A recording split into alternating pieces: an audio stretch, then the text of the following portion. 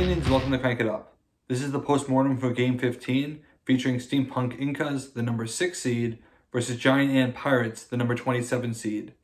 Before the match started, the polling favored Steampunk Incas at a rate of 60% to 40% for Giant Ant Pirates.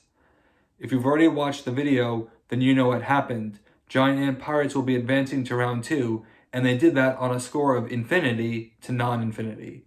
In fact, they went infinite doing the thing in both games. Now, seeding Giant Ant Pirates is very difficult because they have the infinite combo.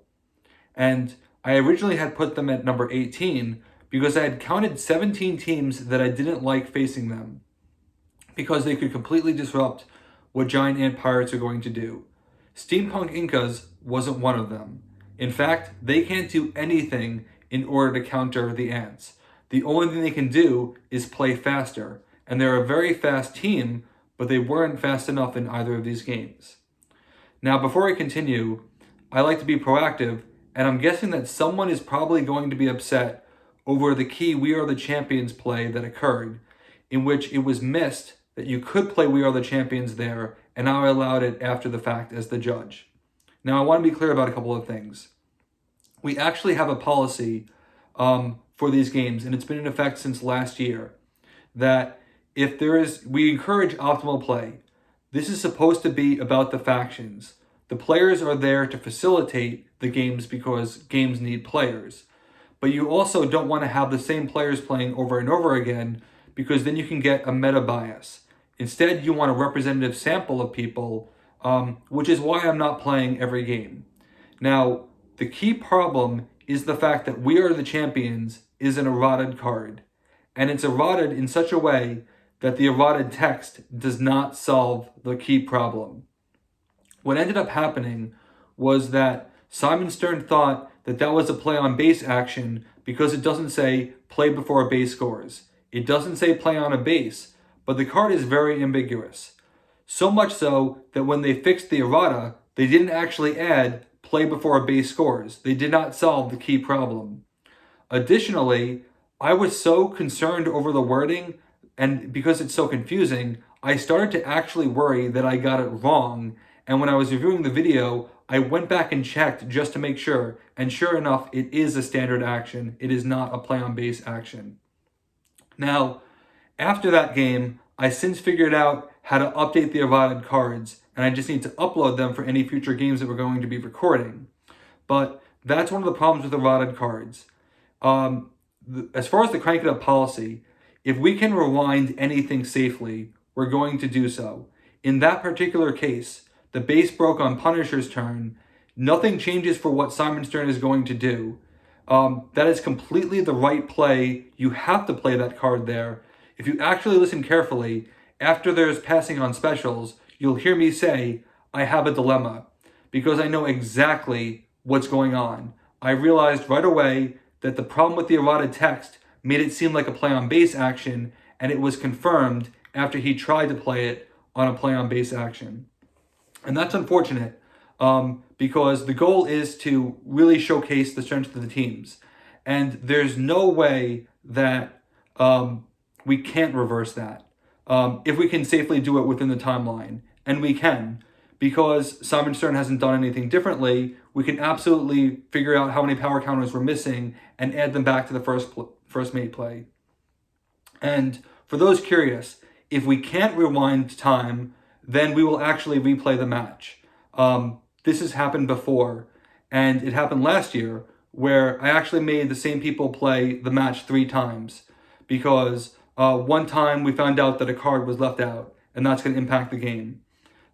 Usually we have sanity checks. The one time you don't do the sanity check is what happens.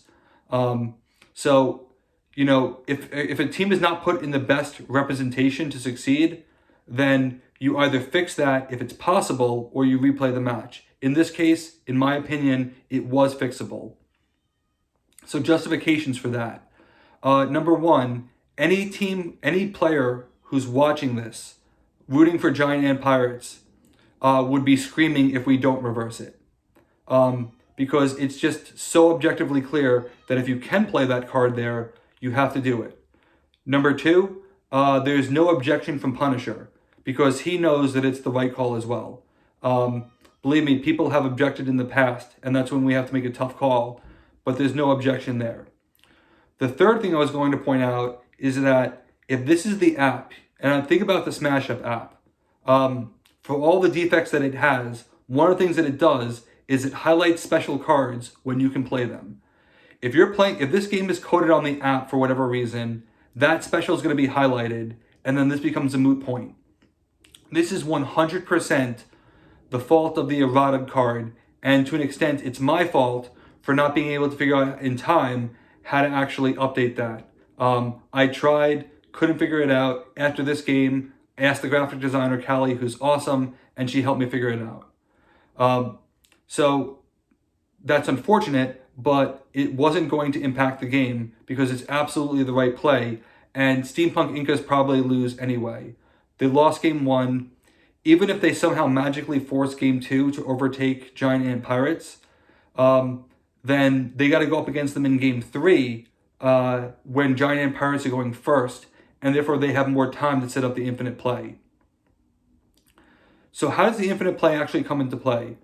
As I mentioned before, Steampunk Incas cannot touch the Giant Ant Pirates. In fact, they could be cannon fodder for the pirate cards because they have 2s. If they don't have power counters, then the pirates will start picking them off with their destruction, which gives them even more time.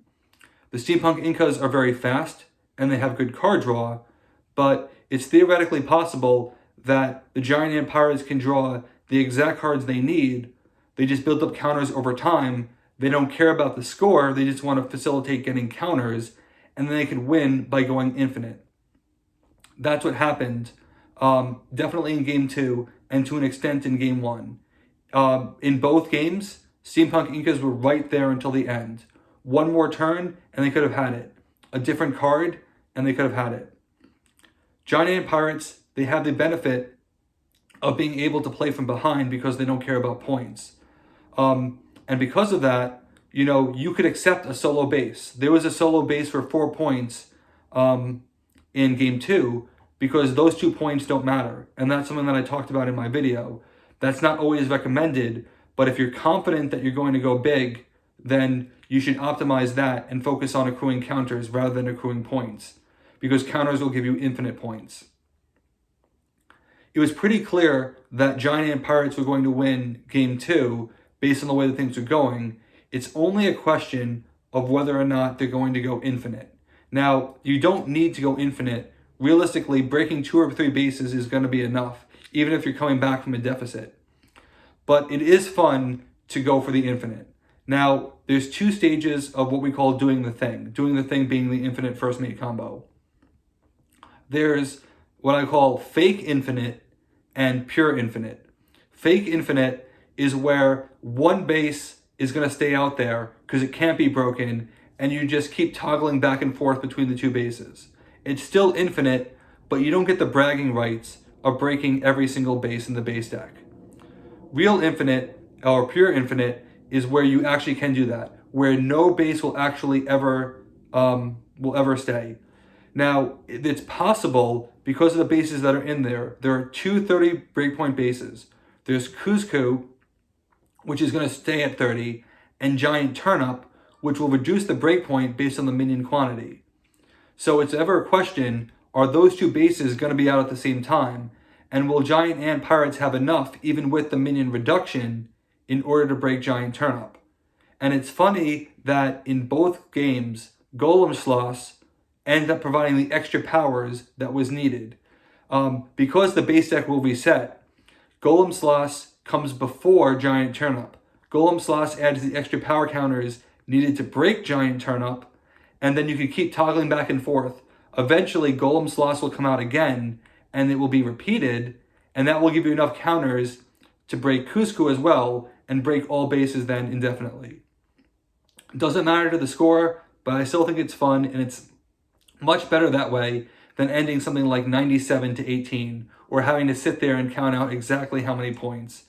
At that point, we probably would have just said they won by some ridiculous score and not cared about the actual amount. Now, this obviously means a lot because Giant Ant Pirates, I had picked them to win, but the fact that they got the Infinite rather easily against a fast team means that they could be a threat down the road. Those 17 teams that I mentioned, they may or may not be facing them. It depends on how things are going to shake out.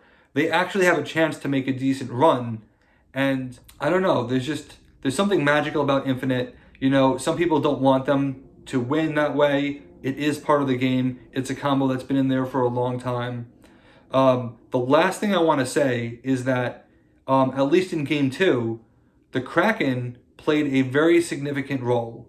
And that was surprising because many people thought that the Kraken wasn't going to play a role, but it did.